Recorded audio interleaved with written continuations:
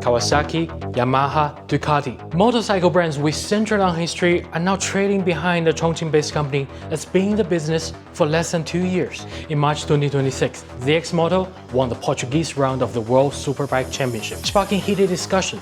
Our platform alone garnered some 5 million views, but track performance is only the surface. The race requires the competing vehicles to be based on mass-produced models with strict limitations and modifications. Therefore, this victory demonstrates the true value of Chongqing Motorcycles manufacturing. Yet another chapter in the rise and fall of Chongqing Motorcycles' global expansion, and the signal that the industry has finally reached a tipping point. Late 1990s, a group of Chongqing manufacturers, including Longxing, Dongsheng, and Jialing, launched a massive push south into Vietnam with a low-price strategy. At the time, a small displacement 100cc Japanese motorcycle sold for around $2,000 locally, while Chinese brand cost only a few hundred. The price advantage was immediate. Chongqing-made motorcycles quickly captured about 80% of the new market share in Vietnam, while Japanese brand retreated.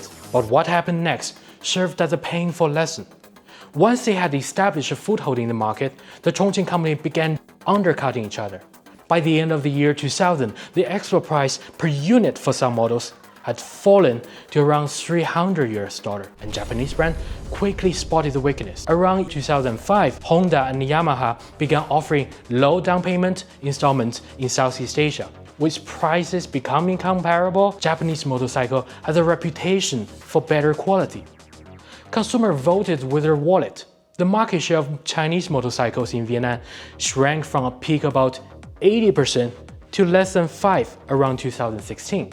But the manufacturer did not sit idle. Some began manufacturing for international brands. Since 2005, Longxing had been producing large displacement engines for BMW, and in 2024, the two renewed their agreement. OEM contracts integrated international brands' quality control, processes, and testing system into Chongqing's manufacturing, resulting in a substantial technological accumulation. Meanwhile, the parts supply chain had further matured. Engine, casting, and electronic control all can be sourced from a single auto parts market. French championship rider Valentin Debise, who rides the ZXMOTO, told me that custom parts took only 1 week to travel from factory in Liangjiang New area to European racetracks. ZXMOTO, they work very well with us, and it's very a teamwork.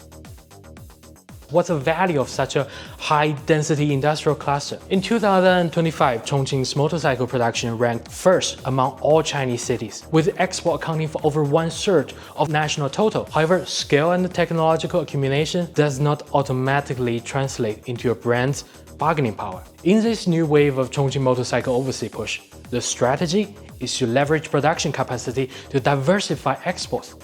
This differs fundamentally from the low-end price war of the 90s. Moreover, production lines share the same infrastructure.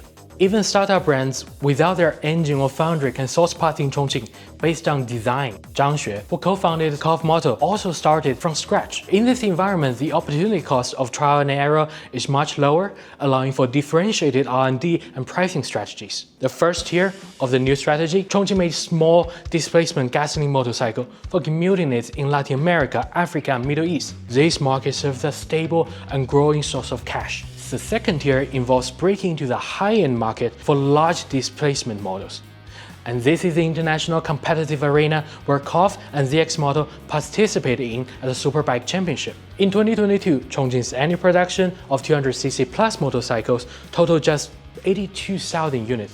Last year, it only took 6 months to reach 10,000. And certainly, there is a long-term strategy to lead the global shift towards electrification. Chongqing attracted electric brands like Yadea, Aima, or Taling to establish operations here. However, there is one statistic that must be acknowledged. At the end of 2024, on the ranking of domestic motorcycle patent application, Honda still holds a commanding lead. Domestic technological breakthrough and global expansion still have a very long way to go. Chongqing is well aware of both the challenges and the potentials. In early 2024, it released an action plan for the motorcycle industry. The target output value for 2027 is 140 billion yuan, and by 2025, it already exceeded 100 billion.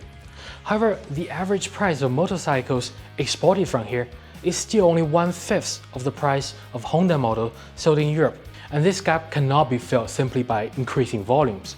The only solution is to continue optimizing the product mix and enhancing brand values. And it was precisely at this juncture that ZXMOTO defeated Kawasaki and Yamaha in the world's top mass production racing series.